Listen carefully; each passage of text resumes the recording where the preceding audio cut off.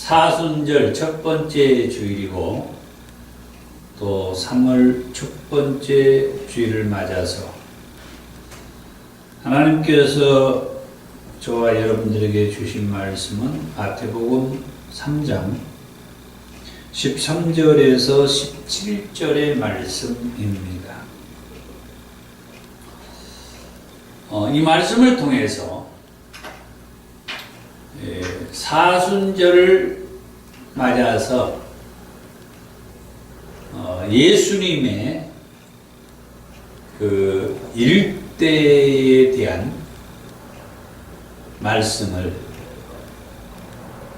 다시 말하면 예수님께서 탄생하시고 그리고 공생애가 시작하는 그런 말씀에서부터 결국은 대제사장들과 서기관들과 장로들에게 고난을 받으시고 십자가에 못 박혀서 죽으셨다가 3일 만에 다시 부활한 그 말씀까지를 이 사순절의 기간을 보니까 주일이 7주일이에요. 그래서 그 7주일에 이 예수님의 일대기를, 큰 틀에서 일대기를 말씀을 하려고 합니다. 오늘은 그 첫 번째로 세례받으신 예수님이라는 제목으로 말씀을 하려고 합니다. 예수님께서 세례를 받으셨습니다.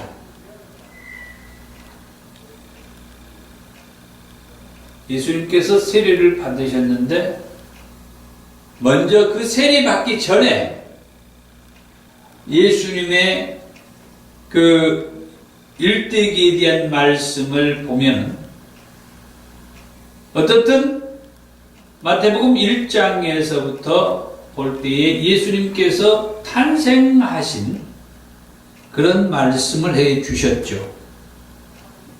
마태복음 1장 20절에서 21절의 말씀에 보면 다윗의 자손 요셉아 내 아내 마리아 데려오기를 무서워하지 말라. 그에게 잉태된 자는 성령으로 된 것이라. 아들을 낳으리니 이름을 예수라 하라. 이는 그가 자기 백성을 그들의 죄에서 구원할 자이심이니라.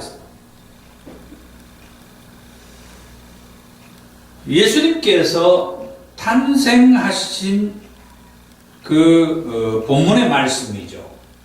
예수님께서 탄생하신 본문의 말씀. 그 말씀을 통해서 예수의 이름이 자기 백성들을 그들의 죄에서 구원할 자라고 그렇게 말씀을 해주죠.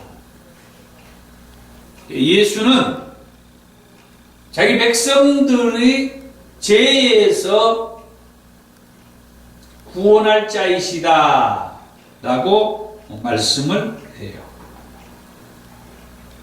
그런데 예수는 언제 구원을 하냐, 또 어떻게 구원을 하냐, 막연했죠. 그래서 이 사순절 기간에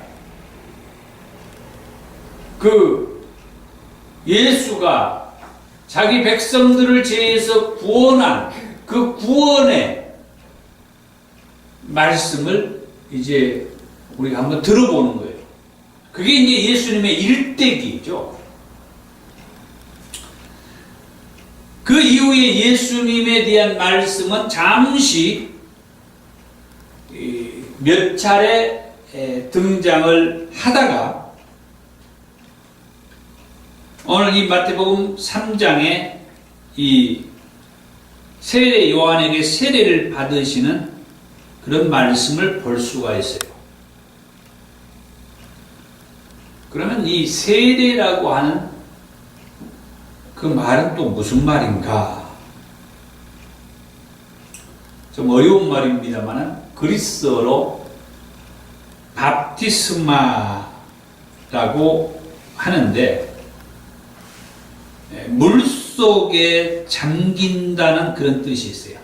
이 세례라고 하는 것은 이 물속에 잠긴다.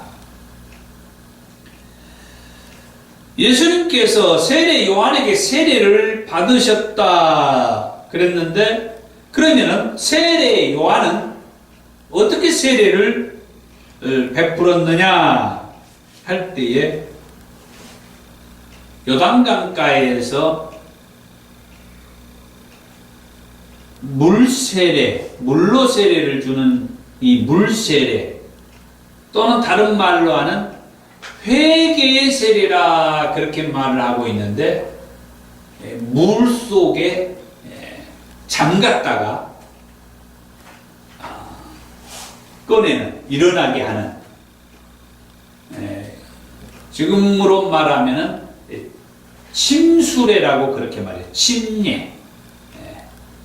그런데 이런 모든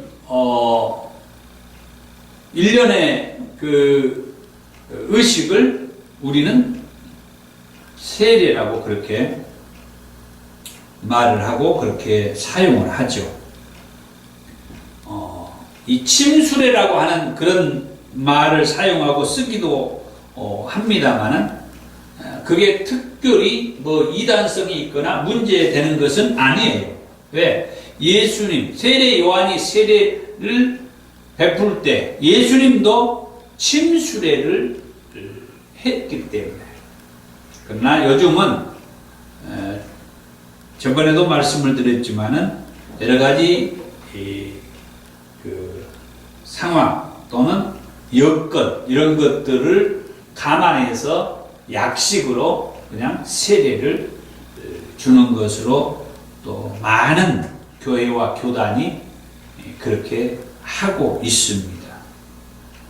예수님께서도 말씀을 하십니다마는 사실은 이 물로 세례받는 이 세례보다도 더 중요한 것은 마음으로,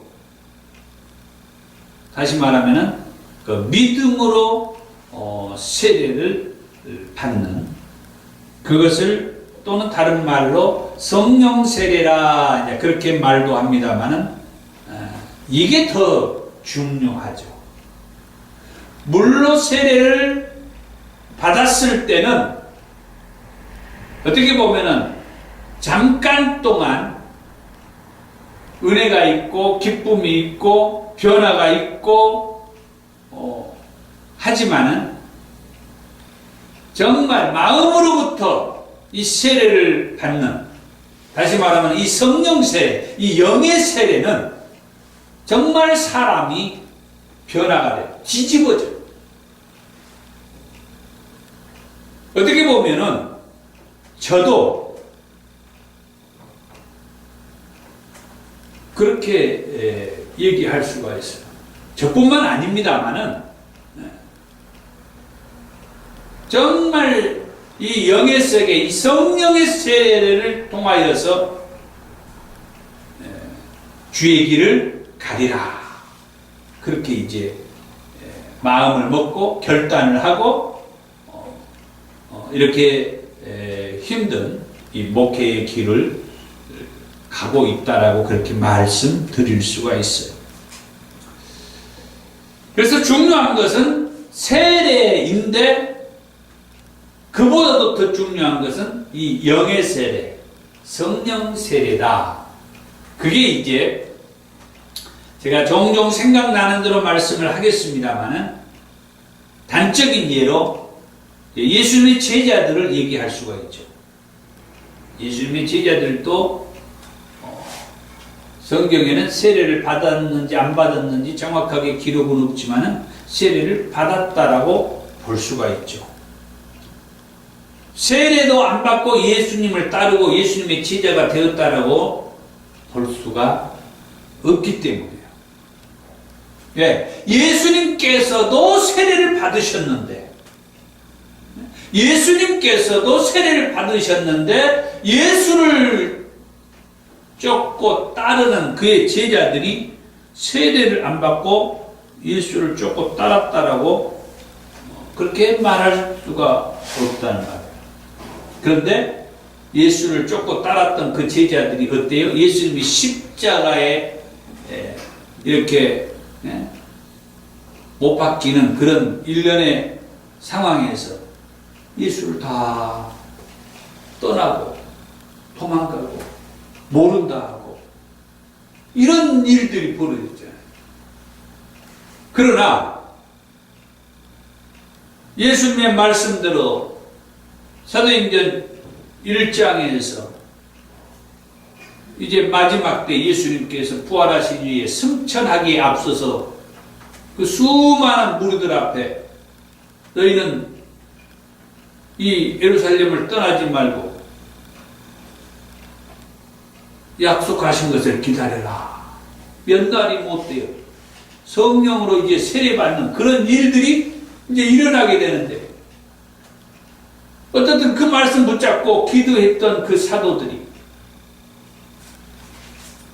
성령 충만하게 받았다라고 하는 것이 사도행전 2장에 기록이 되어 있고 성령 충만함을 받고 난 이후부터 예수님의 제자 베드로가 예수님의 십자가와 부활에 대한 메시지를 선포하면서 이제 한마디로 말해서 예수님의 그 제자들, 사도들의 그 전도의 그 열정, 그 삶이 확 뒤집어지고 변화되는 그런 것들을 이 사도행전에서 볼 수가 있죠. 하물며 예수 믿는 사람을 쫓아다니면서 핍박하고 괴롭히면서 그렇게 힘들게 했던 사울이라는 그런 사람도 부활하신 예수님을 만나고 나면서부터 성령을 체험하고 나면서부터 갑자기 그의 삶, 그의 태도가 바뀌는데 이런 소리 하면은 잡아가고 막 옥에 가두고 그렇게 힘들게 했던 그 예수가 하나님의 아들이고 예수가 그리스도라고 하는 그 메시지를 예수를 믿는 사람, 예수가 그리스도라고 예수가 하나님의 아들이라고 이렇게 믿고 그렇게 살던 그런 그리스도인들을 힘들게 했던 사울이 자기가 그 말을 하면서 전도자가 되는 변화되는 모습을 볼 수가 있었다는 거예요. 오늘 이 사순절 첫 번째 주일을 맞아서 세례를 받으신 예수님에 대한 말씀을 제가 이제 먼저 하게 되는데요. 그러면 세례가 뭐냐 할 때에 세례는 여러 그 사도 바울 아까 마무리 부분에 있어서 성령을 받고 예수가 그리스도고 예수가 하나님의 아들이라고 갑자기 그 예수를 3년 이상 따라다녔던 그 제자들 이상으로 예수가 하나님의 아들이고 예수가 그리스도라는 이 복음을 전하는 그 사울, 그가 이름이 바뀌어서 바울이 되었는데 그 바울을 통하여서 말씀했던 말씀들을 보면은 로마서 6장 4절과 7절, 골로새서 2장 12절의 말씀에서는 세례가 그리스도와 함께 옛사람이 죽고 그리스도와 함께 새 사람이 다시 살아난다라는 그런 의미가 세례다. 그렇게 바울은 말하고 에베소서 5장 26절과 디도서 3장 5절에서는 죄로 더러워진 마음과 생활을 깨끗하게 씻음받는 것을 세례라고 그렇게 말을 했습니다. 그리고 고린도전서 12장 13절과 갈라디아서 3장 27절에서 한 성령으로 그리스도와 연합하여 한 몸을 이루는 것을 세례다. 그렇게 사도 바울은 말해요. 그러면 왜 사도 바울의 말을 제가 인용을 하느냐 할 때에 신약 성경에서 가장 예수님에 대해서 많이 그리고 정확하게 기록해 놓았던 말씀들이 대체적으로 사도 바울의 말씀이에요. 거의 사도 바울의 말씀. 그래서 사도 바울이 말하는 세례를 제가 얘기하려고 하는데, 그것은 사도 바울은 세례를 뭐라고 정리를 했냐 할 때에 예수 그리스도를 믿음으로 말미암아 죄 씻음을 받고 죽음에서 생명에로 옮겨진 자들이 예수 그리스도와 더불어 하나가 되는 그런 의식을 세례라고 한다. 그렇게 정리를 할 수가 있습니다. 예수 그리스도를 믿음으로 말미암아 죄 씻음을 받고 사망에서 생명으로 옮겨진 저와 여러분들이 예수 그리스도와 더불어서 하나가 되는 그것을 세례라고 정리를 할 수가 있습니다. 아멘. 그럼 예수님께서 세례 요한에게 세례를 받으셨다고 했는데 예수님께서 세례를 받으신 이유가 뭐냐? 그것도 세례 요한에게 세례를 받은 이유가 뭐냐? 그게 이제 우리가 오늘 읽는 마태복음 3장 13절에서 17절 이 본문의 말씀. 이때 예수께서 갈릴리로부터 요단강에 이르러 요한에게 세례를 받으러 하시니 요한이 말려 이르되 내가 당신에게서 세례를 받아야 할 터인데 당신이 내게로 오시나이까? 예수께서 대답하여 이르시되 이제 허락하라. 우리가 이와 같이 하여 모든 의를 이루는 것이 합당하니라 하시니 이에 요한이 허락하는지라. 예수께서 세례를 받으시고 곧 물에서 올라오실새 하늘이 열리고 하나님의 성령이 비둘기같이 내려 자기 이에 임하심을 보시더니 하늘로부터 소리가 있어 말씀하시되 이는 내 사랑하는 아들이요 내 기뻐하는 자라 하시니라. 자, 이 말씀을 보면서 먼저 궁금한 것이 있죠. 우리는 예수님을 나름대로 어느 정도 알고 있어요.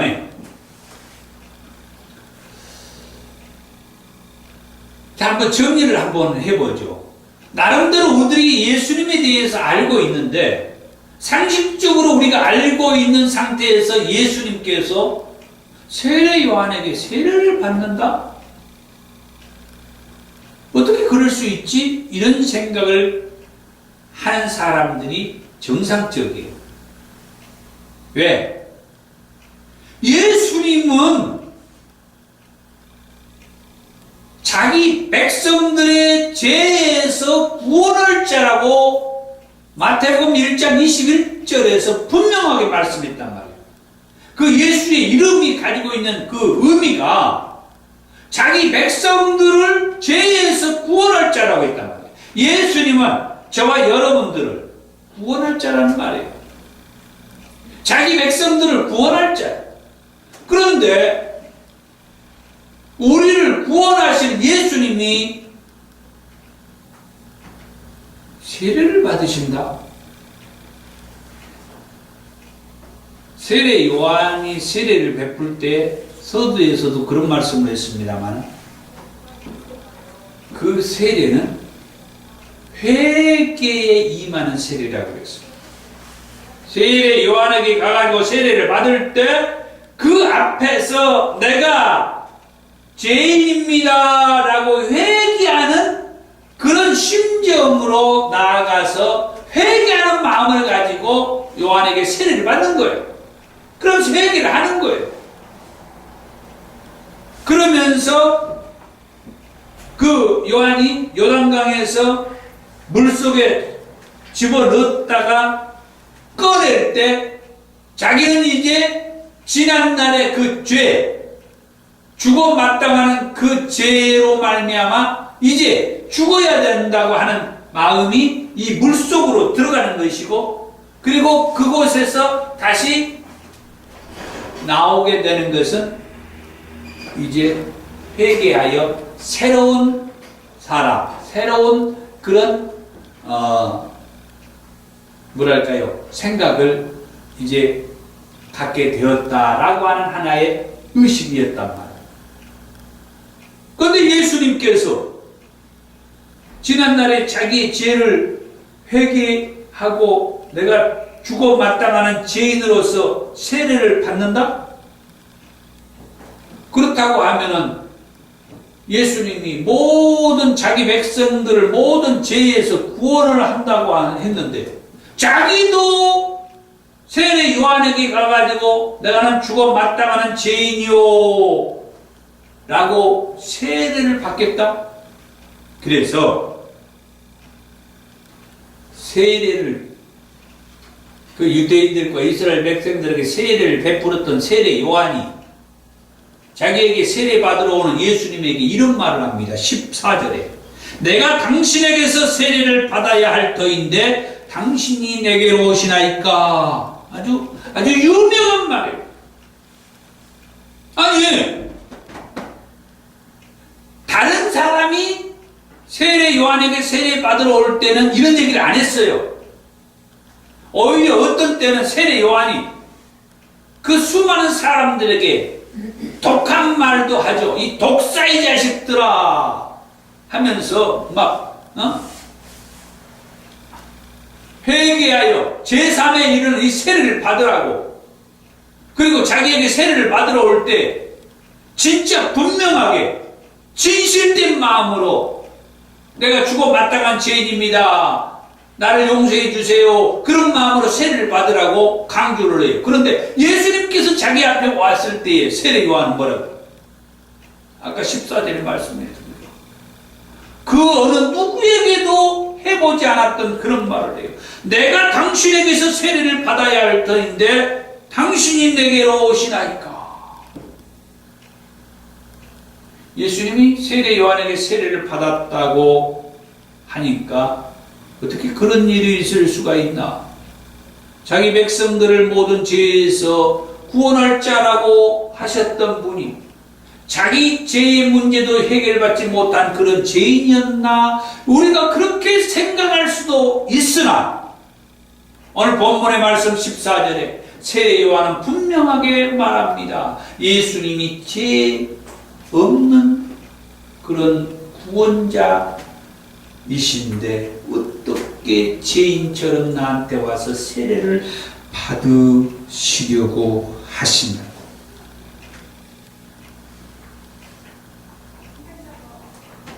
히브리서 4장 15절의 말씀에 보면은 우리에게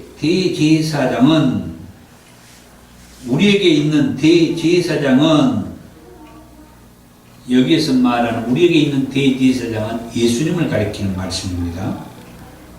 우리의 연약함을 동정하지 못하신 이가 아니요, 우리의 연약함을 동정해 줄 수 있는 분이란 말이에요.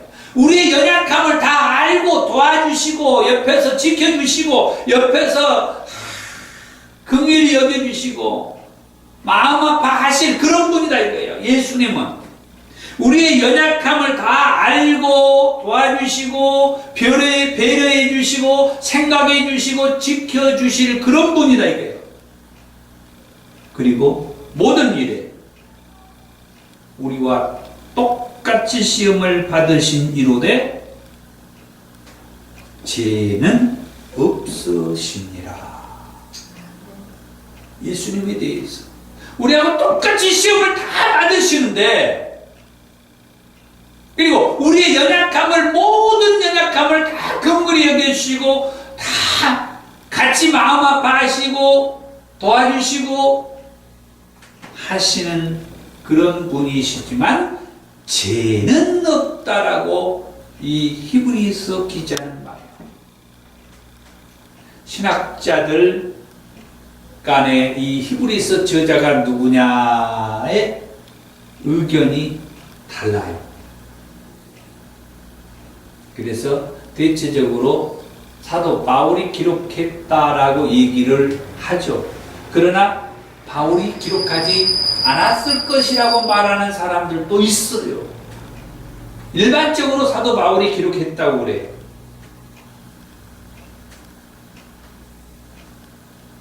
그분은, 예수님은 이렇게 말하고 있는 거예요. 우리하고 똑같이 시험을 받으셨고 우리의 연약함을 다 마음 아파하면서 함께 하시는데 죄는 없으신 분. 아멘. 베드로전서 2장 24절에 예수님을 가리켜서 친히 나무에 달려 그 몸으로 우리 죄를 담당하셨다라고 말씀을 해요. 친히 나무에 달려서 그 몸으로 우리의 죄를 담당하신 분이 예수님입니다. 그리고 베드로전서 3장 18절에서 그리스도께서도 단번에 죄를 위하여 죽으사 의인으로서 불의한 자를 대신하셨다. 의인, 죄 없는 자로서 불의한 자, 죄를 지은 자들을 대신했다. 예수님께서는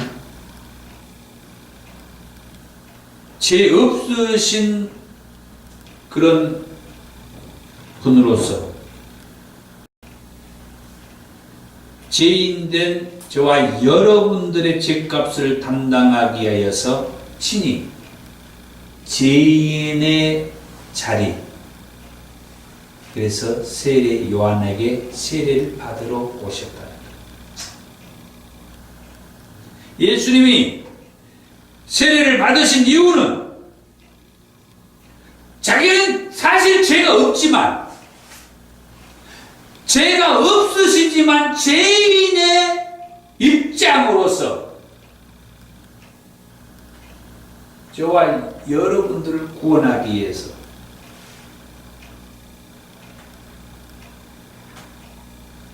그 죄값을 피를 흘려야만 했기 때문에 저와 여러분들을 피 흘리게 하고 싶지 않아서 예수님이 대신 우리의 죄값으로 대신 피 흘려주신 거예요.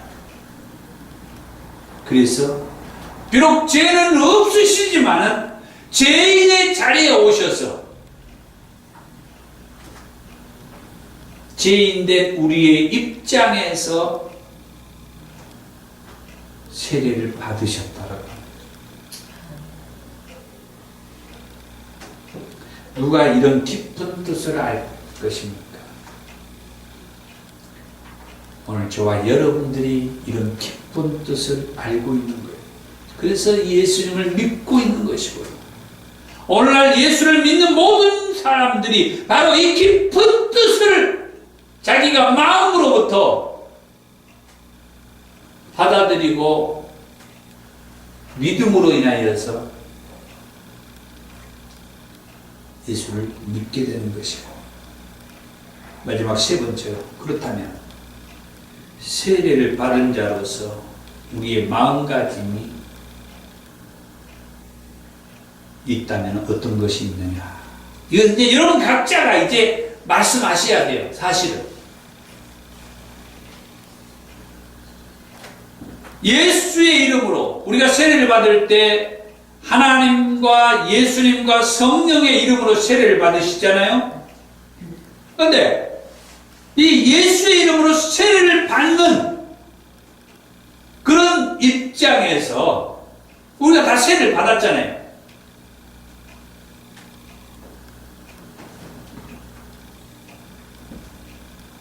예수님은 죄가 없으시면서도 죄인의 자리에 오셔서 세례를 받으셨다고 했어요. 왜? 이 죄인들을 대신하여서 피를 흘려야 했기 때문에 예수님은 우리 죄인들을 대신해서 피를 흘리기 위해서 친히 죄가 없으시지만 죄인의 자리에 오셔서 세례를 받으셨어요. 이런 말씀을 생각하면서 세례를 받은 자로서 우리의 마음가짐은 어떠해야 되겠는가? 그동안 지난주까지 제가 예수와 합한 자가 되자 시리즈 9번의 설교를 했어요. 그때 본문의 말씀이 로마서 6장 1절에서 11절의 말씀이었죠. 그 말씀 가운데서 3절에서 5절의 말씀에 뭐라고 합니까?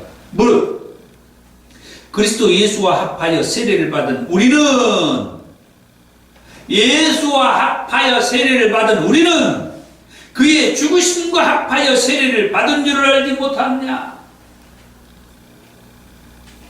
그러므로 우리가 그의 죽으심과 합하여 세례를 받음으로 그와 함께 장사되었나니 이는 아버지의 영광으로 말미암아 그리스도를 죽은 자 가운데서 살리심과 같이 우리로 또한 새 생명 가운데서 행하게 하려 함이라. 만일 우리가 그의 죽으심과 같은 모양으로 연합한 자가 되었으면 또한 그의 부활과 같은 모양으로 연합한 자가 되어야 하리라. 이 말씀에서 두 가지를 얘기할 수가 있어요.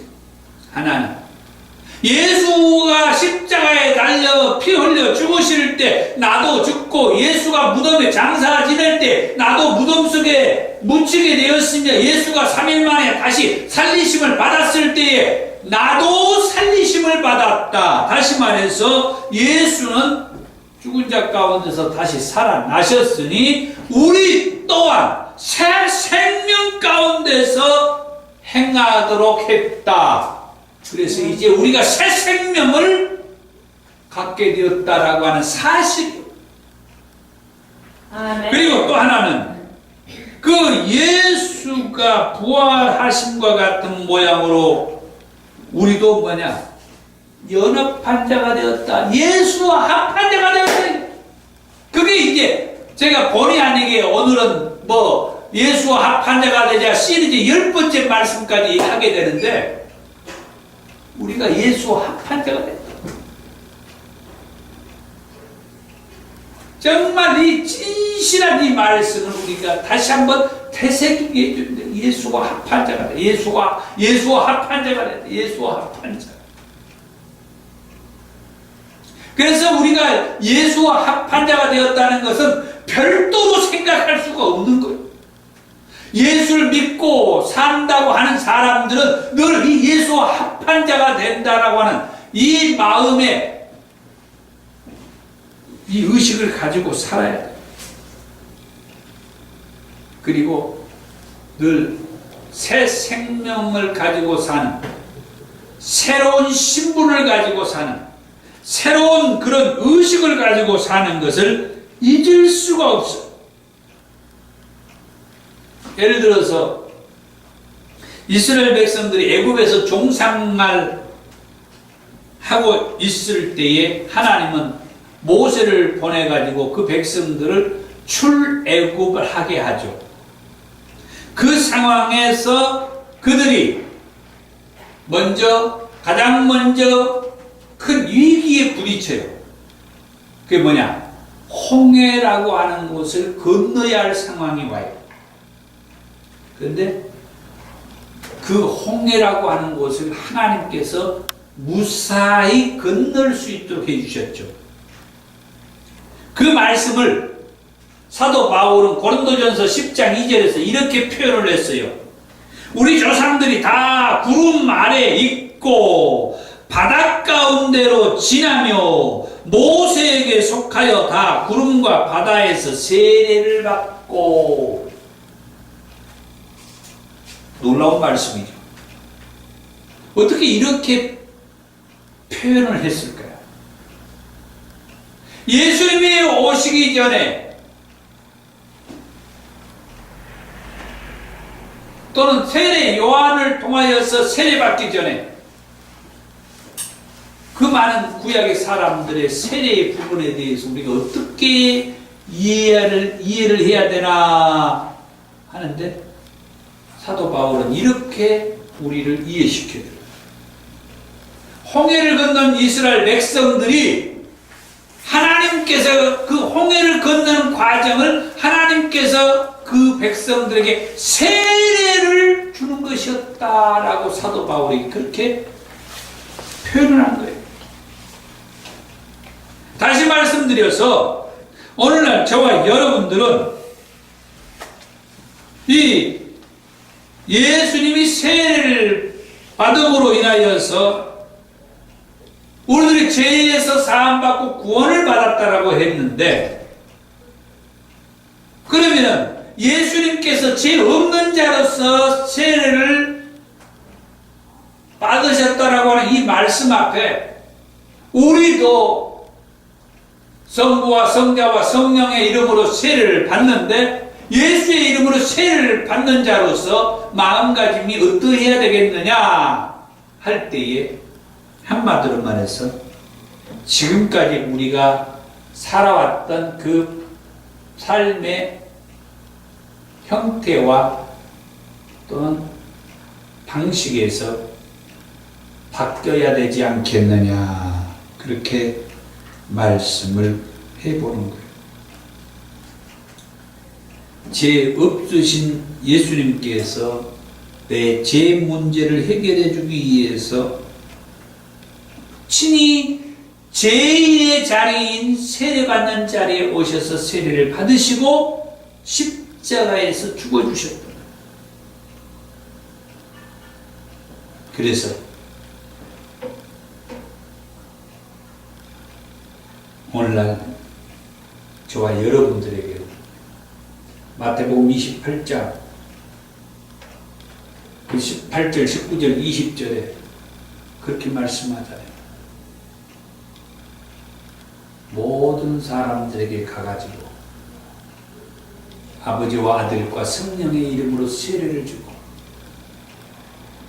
내가 너희에게 분부한 모든 것을 가르쳐 지키게 하라. 정말